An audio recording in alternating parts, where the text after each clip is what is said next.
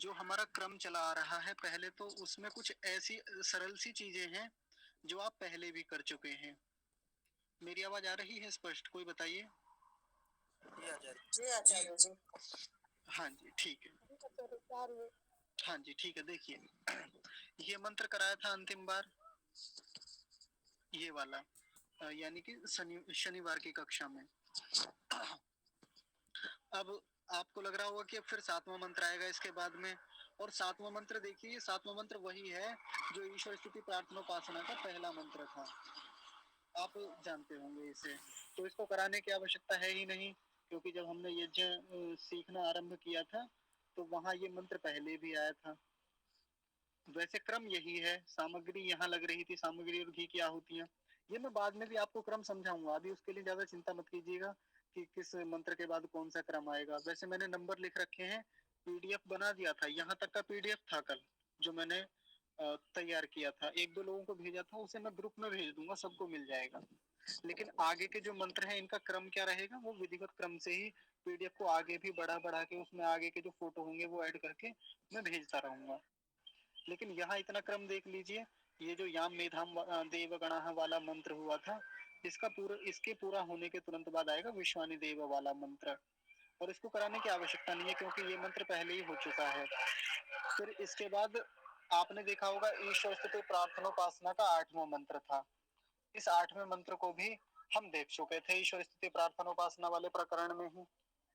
बस तनिक प्रतीक्षा कीजिए थोड़ी सी देर, क्योंकि मैं जहाँ हूँ अभी यहाँ शोर बहुत हो रहा है। आज मैं अपने कक्ष में जाता हूँ।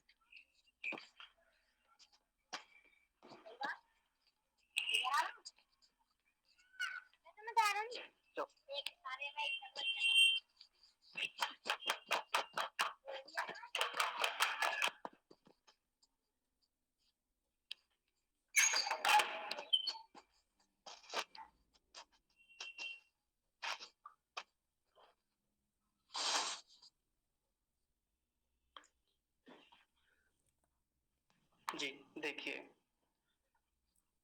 तो ये ईश्वर स्तुति प्रार्थना उपासना का 8वां मंत्र है, ये भी आप लोग जानते होंगे। इसका अगला मंत्र देखिए, अगला मंत्र कौन सा है, ये भी पीछे हम देख चुके थे, आपको ध्यान हो तो। ये वाला प्रकरण हमने देखा था ना पीछे भी, जब हमने केवल घी की आहुतियां दी थी, वहां भी ये प्रकरण आया था। मैं पीडीएफ से आपको दिखाऊंगा बाद में।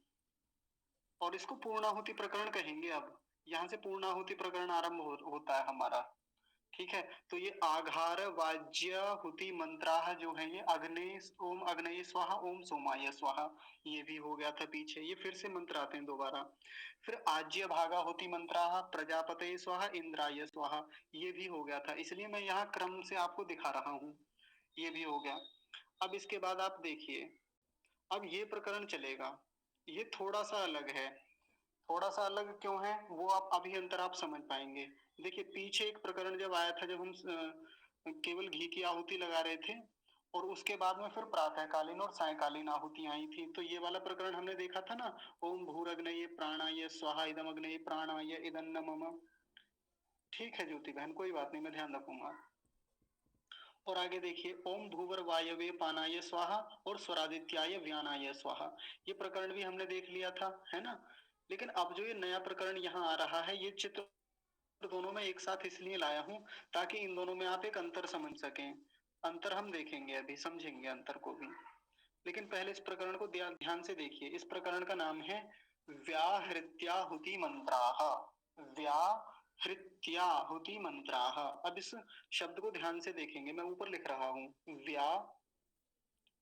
व्या को अलग कर लिया और हृत्या को अलग किया, हृत्या हुति मंत्राः। ये तो पीछे कई बार आया है, हुति मंत्राः।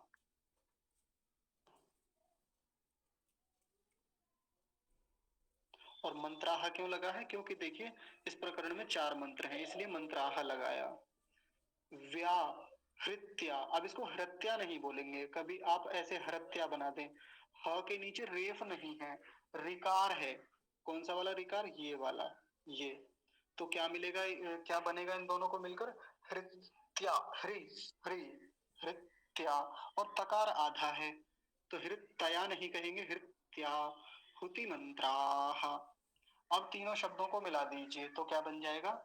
व्याहृत्याहुति मंत्राः, ऐसा ये प्रकरण का नाम बना, व्याहृत्याहुति मंत्राः, ऐसा। और ये मंत्र भी आपने पहले ही पढ़ लिए हैं, ध्यान से देख लीजिए एक बार फिर से। ओम भूरग्नये स्वाहा इदमग्नये इदन्न मम। दूसरा मंत्र देखिए, मैं जल्दी जल्दी इसलिए बता रहा हूं क्योंकि ये प्रकरण हो चुका है पीछे ही। ओम भूवर भूवर वायवे स्वाहा इदम वायवे इदन्न मम। ओम स्वरादित्याय स्वाहा इदमादित्याय इदमादित्याय इदन्न मम। ठीक है, अब इसका अंतिम मंत्र भी देख लीजिए। ओम भूर्भुवः स्वरग्नि वायवादित्येभ्यः स्वाहा इदमग्नि वायवादित्येभ्यः इदन्न मम। ये मैंने जल्दी जल्दी इसलिए बताया क्योंकि ये पीछे हो गया है। अब मैं जो आपको एक काम की बात बताने जा रहा हूं उसका चित्र मैं नीचे लेके आया हूं, देखिए। ये देखिए, ये मैंने पहले करवा दिया था ये वाला। अब इसमें और इसमें अंतर क्या है? इसमें अंतर ये है, जब हमने पीछे मंत्र पढ़े थे उसमें क्या था, पूरा मंत्र जो था ओम भूरग्नये प्राणाय स्वाहा, और आज हमने कौन सा मंत्र पढ़ा है? ओम भूरग्नये स्वाहा। इसमें प्राणाय शब्द नहीं है, केवल भूरग्नये स्वाहा। ये आसान हो गया और भी पहले से। पहले था ओम, ये नीचे वाला जो है ये पहले वाला प्रकरण है जो हम पहले पढ़ के आए हैं, जहां से हमने सामग्री लगानी आरंभ की थी, सायकालीन मंत्रों के बाद देखा था। ये था भूरग्नये प्राणाय स्वाहा, ये है भूरग्नये स्वाहा। अब यहाँ था इदम अग्नये प्राणाय इदन्न मम, और यहाँ क्या है? केवल इदम अग्नये इदन्न मम। अगला मंत्र देखिए यहाँ नीचे, ओम भूवर वायवे पानाय स्वाहा, और यहाँ क्या है? केवल ओम भूवर वायवे स्वाहा, अपानाय नहीं है यहाँ पर। फिर से देखिए इस मंत्र को, ओम भूवर वायवे स्वाहा, केवल इतना है। और वहां क्या था? इदम वायवे पानाय इदन्न मम, और यहाँ क्या है? इदम वायवे इदन्न मम। हो गया ना, आसान है। तीसरा मंत्र यहाँ देखिए नीचे, ये क्या है? ओम स्वरादित्याय व्यानाय स्वाहा, और ऊपर क्या है? केवल ओम स्वरादित्याय स्वाहा, इतना है। फिर इसमें सबसे नीचे देखिए, इदम आदित्याय व्यानाय इदन्न मम, और ऊपर वाले में क्या है? इदम आदित्याय इदन्न मम। अरे जी पहले जी मिटा दीजिए थोड़ा फिर से। हाँ जी, हाँ जी, सही बात है, मैं करने ही वाला था ये, क्योंकि बहुत सारे मार्क हो गए।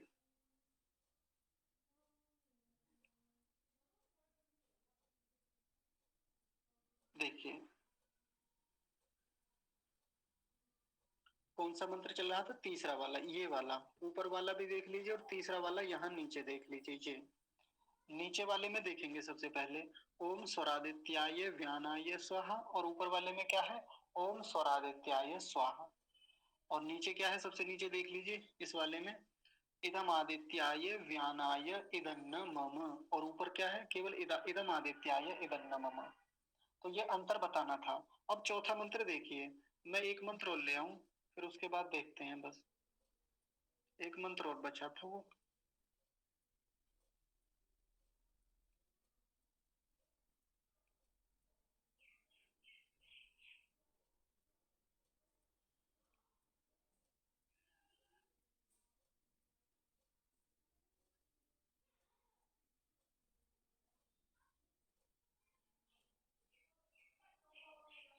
ये मिल गया, देखिए।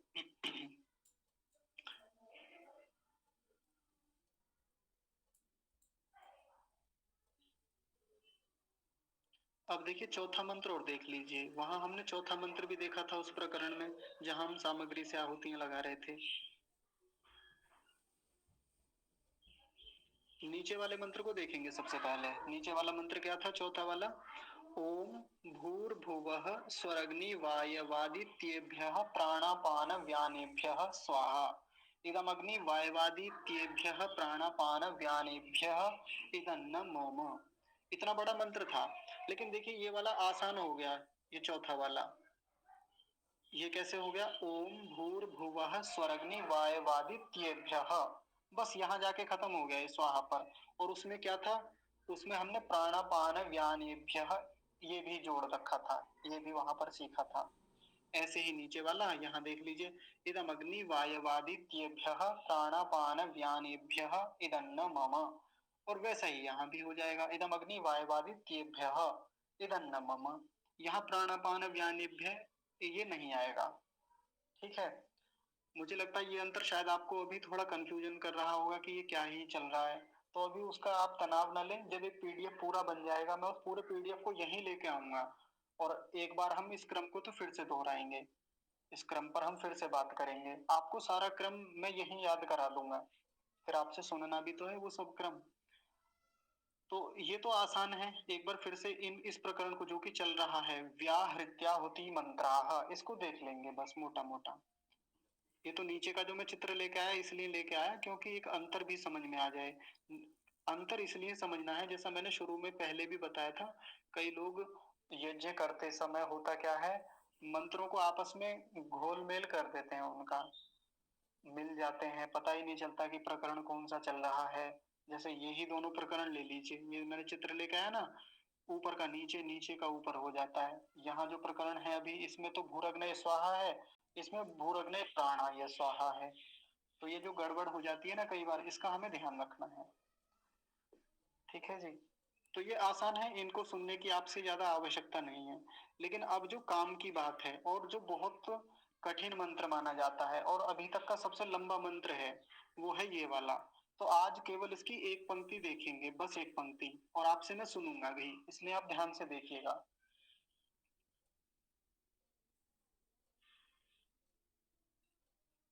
देखिए, इस प्रकरण का नाम क्या है? सुष्ट कृदाहुति मंत्र। मंत्र शब्द क्यों लगाया? क्योंकि बस एक ही मंत्र है यहाँ पर। बस एक छोटी सी गलती यहाँ हो गई, ये छोटा सा यहाँ गैप था, मैं इसे बाद में ठीक कर दूंगा, अभी पकड़ में आई है मुझे, इसे ठीक कर देंगे बाद में। तो अभी पहले इसका शीर्षक देख लीजिए आप, ये वाला जो है क्या है? सुष्ट सुष्ट कृदाहुति मंत्र। मैं नीचे लिख रहा हूं, सुष्ट कृदा हुति मंत्राः, मंत्रः।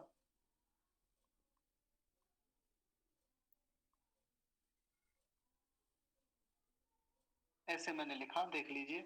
स्विष्ट, पहला शब्द देखिए, स्विष्ट, बीच में क्या है? मूर्धन्य शकार। मूर्धन्य शकार को तो बिल्कुल नहीं भूलना नहीं तो यही बहुत गलतियां होती हैं। स्विष्ट, और टकार पूरा है, नहीं तो कुछ लोग पता है क्या उच्चारण करते हैं, स्विष्ट बोलते हैं, स्विष्ट, स्विष्ट नहीं, स्विष्ट, टकार को पूरा रखेंगे, स्विष्ट। हो गया पहला शब्द। दूसरा शब्द देखिए, कृदा, कृदा। अब क्रदा नहीं बोलेंगे, ये क्या है? कृदा। ये दूसरा शब्द क्या है? कृदा। और अगला शब्द क्या है? हुति। हुति नहीं बोलेंगे, हुति है, कृदा हुति। और अंतिम शब्द क्या है? मंत्र। मंत्र, एक मंत्र है तो उसके लिए क्या लगेगा? मंत्र। और इन सबको जोड़ दे तो क्या बन जाएगा? सुष्ट कृदा हुति मंत्र। सुष्ट कृदा हुति मंत्र।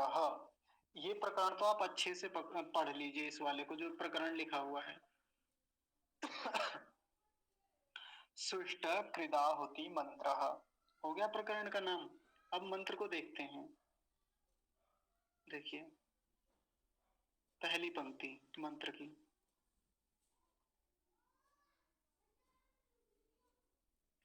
पहला शब्द है ओम, अगला शब्द क्या है? यदस्य, यदस्य, यदस्य। मुझे लगता है ज्यादा कठिनाई नहीं होनी चाहिए इस शब्द में, यदस्य, आसान है। बस इस दंत्य सकार का ध्यान रखेंगे, आधा है आधा ही रखेंगे और दंत्य ही बना के रखेंगे, तालव्य नहीं बनाएंगे इसका, यदस्य। और यह जो अंतिम वाला जो यकार होता है ना, इस पर ज्यादा ध्यान देंगे। जैसे उस दिन आशी ने बताया था, कुछ लोग इस यकार को पूरा नहीं बोल पाते, यदस्य स्य स्य ऐसा करके निकल जाते हैं जल्दी में। अब इसका पूरा उच्चारण क्या होगा? यदस्य, य, अंत में य का ध्यान रखना है विशेष रूप से। यदस्य कर्मणु, कर्मणु। देखिए एक शब्द होता है कर्म, और एक होता कर्म। ऐसा करते हैं ना कुछ लोग कि हमारे तो कर्म ही खराब है, इसके तो कर्म ही खराब है, ऐसा कहते हैं ना, कर्म चलता है, ऐसे धर्म को कहते हैं लोग। जैसे सही शब्द होता है धर्म, धर्म उसको लोग क्या बना देते हैं, धर्म। हमारा धर्म, हम हिंदू धर्म वाले हैं, हम वैदिक धर्म वाले हैं, तो ये शब्द गलत है, ऐसा ना तो बोला जाएगा ना लिखा जाएगा। ऐसे ही इसकी बात आएगी, ये ना तो बोला जाएगा ना लिखा जाएगा, ये बोलने में भी गलत है और लिखने में भी। सही शब्द क्या है, कर्म, और ये क्या है, धर्म।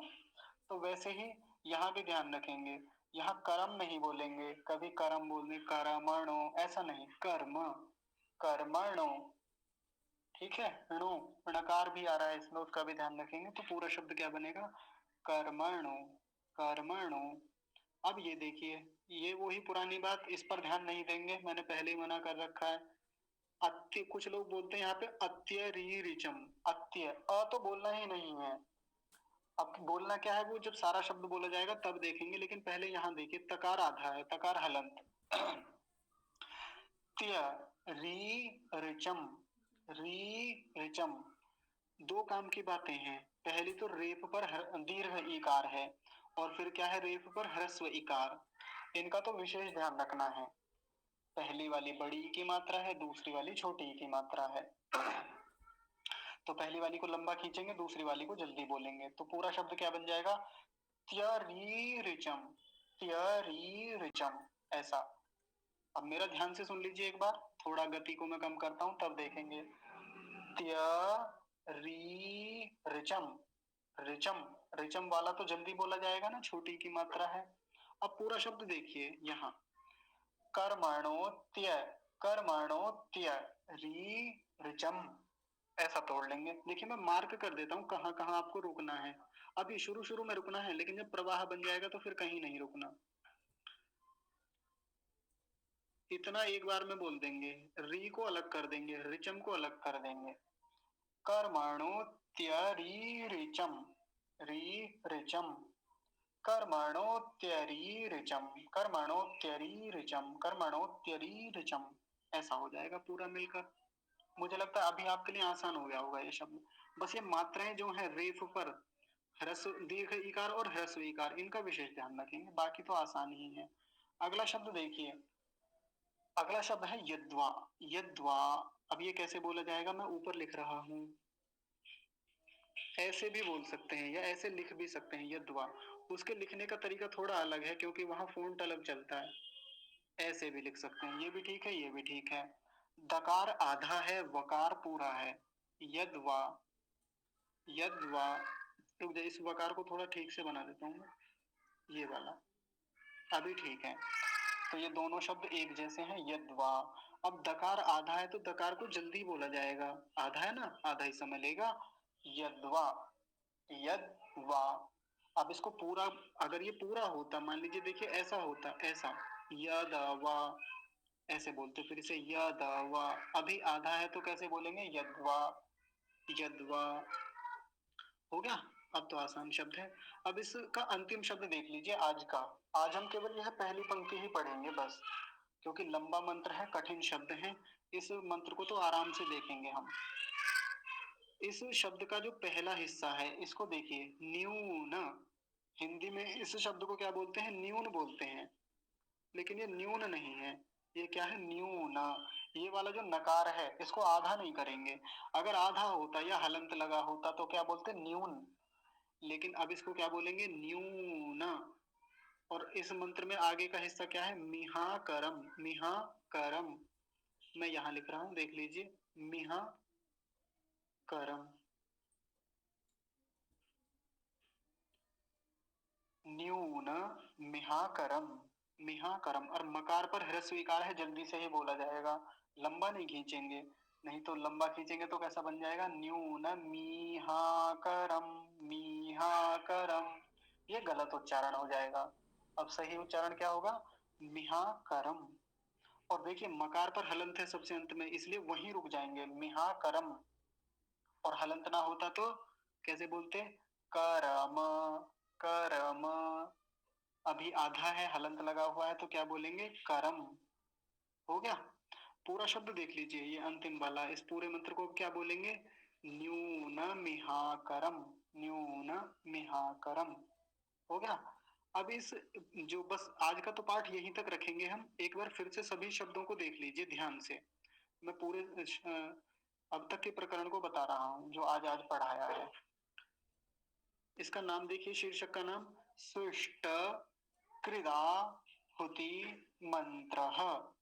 ओम यदस्य यदस्य कर्मणो कर्मणो त्यरीरिचं कर्मणोत्य कर्मणोत्य कर्मणोत्य रीरिचं रीरिचं यद्वा यद्वा न्यून न्यून मिहाकरम मिहाकरम। तो आज का ये प्रकरण तो यहीं तक पूरा होता है। मैं एक बार प्रवाह से केवल इतना ही उच्चारण कर देता हूँ जहां तक का हुआ है आज। शीर्षक देखिए, शीर्षक से ऊपर से